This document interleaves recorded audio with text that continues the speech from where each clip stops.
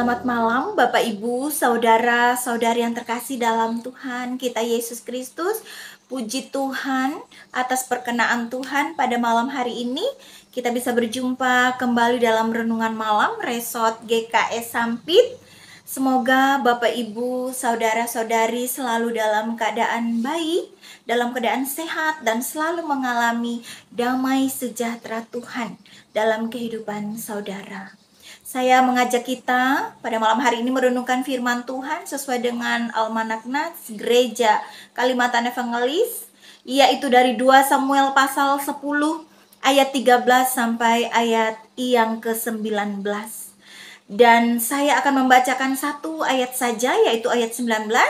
Saya persilakan Bapak Ibu Saudara bisa membaca secara lengkap di rumah masing-masing. Di bawah perikop Daud berperang melawan Bani Amon dan orang Aram. Demikian. Ketika dilihat semua raja yang takluk kepada Hadadezer bahwa mereka telah terpukul kalah oleh orang Israel, maka mereka mengadakan perdamaian dengan orang Israel dan takluk kepada mereka. Sesudah itu takutlah orang Aram memberi pertolongan lagi kepada Bani Amon. Bapak Ibu, saudara-saudari yang terkasih dalam Tuhan Yesus Kristus, saya akan memberi tema untuk renungan pada malam hari ini, yaitu menang bersama Tuhan. Bapak Ibu Saudara, dalam kehidupan kita, setiap orang pasti ingin mengalami kemenangan, baik dalam hal yang sangat serius seperti peperangan, dalam pertandingan, dalam perlombaan, bahkan dalam permainan sekalipun, semua ingin menang. Untuk itu biasanya dikerahkan segala daya, segala upaya, tenaga, kekuatan, bahkan pengorbanan demi meraih kemenangan. Begitu halnya dengan Daud pada saat ini, tentunya Daud juga sangat mengharapkan kemenangan dari setiap peperangan demi peperangan yang dilakukannya untuk menegakkan kerajaan Israel yang dipimpinnya pada waktu itu. Untuk meraih kemenangan di setiap peperangannya, Daud tidak pernah berjuang mengandalkan kekuatan dan kemampuannya sendiri. Di sini Daud mengandalkan kemampuan dan kekuatan. Sepenuhnya ia berharap dan menyerahkan kepada kemahakuasaan Tuhan. Daud sadar sepenuhnya akan keberadaannya sebagai seorang yang telah dipilih menjadi raja bagi umat Israel, tentunya atas kehendak, atas rencana dari Allah sendiri. Karena itu Daud harus selalu dekat dengan Allah.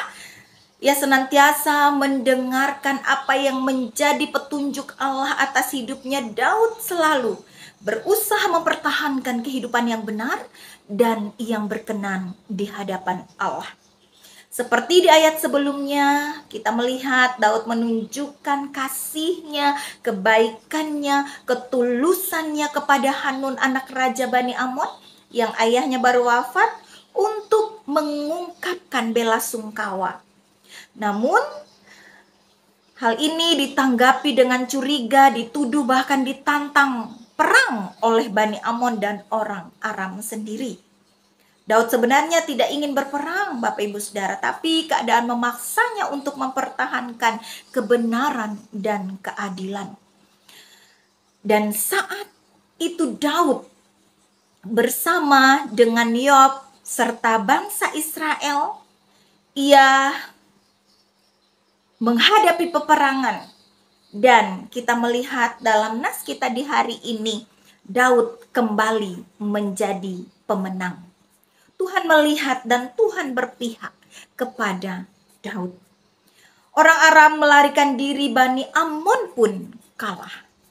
Bapak Ibu Saudara yang terkasih dalam Tuhan kita Yesus Kristus, kita juga adalah umat yang dipilih oleh Allah untuk menegakkan kerajaan Allah di dunia ini.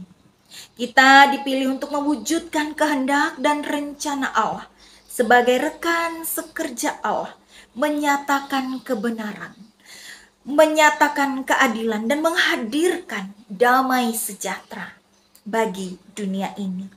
Mari kita seperti Daud hiduplah selalu dekat dengan Allah dan rajin mendengarkan petunjuk, mengikuti perintah Allah melalui firman yang kita dengar. Selalu andalkan Tuhan setiap saat, setiap waktu. Berharap dan serahkanlah sepenuhnya kehidupan kita kepada Tuhan. Selalu hiduplah benar.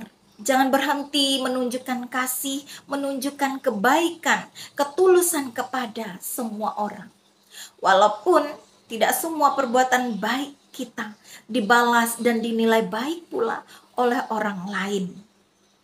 Kita jangan berhenti berbuat baik dan benar. Selama kita mengembara di dunia yang fana ini, saudara, tentunya kita akan mengalami berbagai peperangan demi peperangan yang terus berlangsung sepanjang kehidupan kita. Kita adalah para prajurit-prajurit Tuhan Yesus, dan Tuhan Yesus sendiri adalah komandan kita. Kita berperang, kita bergulat, kita bergumul, kita berjuang melawan kekuatan-kekuatan roh jahat, serta melawan berbagai pencobaan, berbagai keadaan sulit, berbagai pergumulan, penderitaan, tekanan, aniaya, kelaparan, sakit penyakit, tidak akan membuat kita kalah, tidak akan membuat kita patah semangat dan kehilangan iman kita. Selama ada Tuhan bersama kita, jangan pernah takut, jangan khawatir. Tuhan sanggup, dan Tuhan kita adalah Tuhan yang berkuasa, Tuhan yang akan selalu mampu menolong dan memelihara kehidupan kita. Tuhan akan menyiapkan kemenangan bagi kita semua. Percayalah, kita bisa. Percayalah, kita mampu.